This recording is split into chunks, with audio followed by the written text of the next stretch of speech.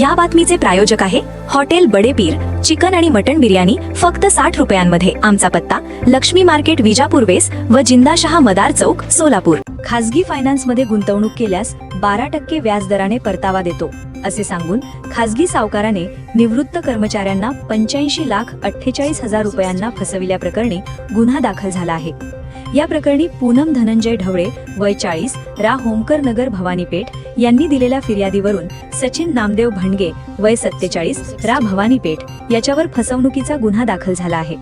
आरोपी सचिन भणगे याने फिर्यादी पूनम यांचे सासरे मृत श्यामसुंदर ढवळे यांना साईराज फायनान्समध्ये पैसे गुंतविल्यास 12% व्याजदराने परतावा देतो असे सांगितले। त्यांच्यावर विश्वास ठेवून 2018 ते 2021 वेळोवेळी पैसे घेतले।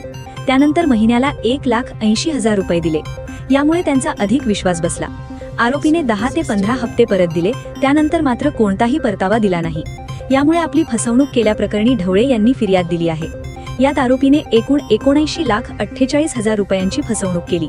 दरम्यान आरोपीने नरेंद्र मोहनराव चव्हाण यांच्याकडूनही 6 लाख रुपये घेतल्याचे फिर्यादीत म्हटले आहे। या घटनेचा तपास सपोनी नितीन पेटकर हे करीत आहेत। ताज्या घडामोडीसाठी पाहत रहा लोकराज्य न्यूज मराठी।